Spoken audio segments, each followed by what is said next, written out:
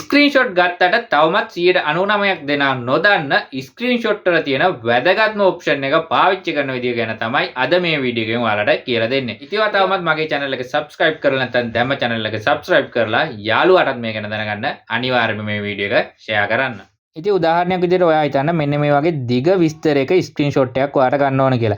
ඉතින් එහෙම වුණොත් ඔයා කරන්නේ සාමාන්‍ය ස්ක්‍රීන්ෂොට් 4-5ක් අරගෙන මෙන්න මේ විස්තරේ සම්පූර්ණ වෙන්න ඔයා ස්ක්‍රීන්ෂොට් කැප්චර් කරලා තියාගන්න එක.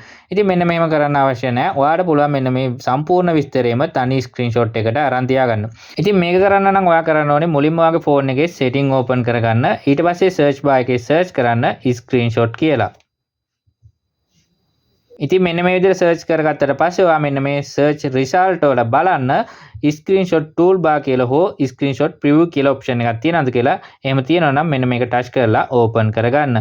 ඉතින් ඕපන් කරගෙන මෙන්න මෙතන ස්විච් එක ඕෆ් වෙලා තියෙනවා නම් ඔයා මෙන්න මේ ස්විච් එක ඔන් කරගන්න. ඉතින් ඊට පස්සේ ඔයා කරන්න ඕනේ ඔයාට ස්ක්‍රීන්ෂොට් ගන්න ඕන තැනට ඇවිල්ලා ඔයා සාමාන්‍ය විදිහට ස්ක්‍රීන්ෂොට් එකක් මේ විදිහට කැප්චර් කරගන්න. ඉතින් ඊට පස්සේ ඔයාට බලා ගන්න පුළුවන් පල්ලෙහින් මෙන්න මේ වගේ අයිකන් එකක් පෙන්නනවා මේක උඩ ටච් කරගෙන ඉන්න.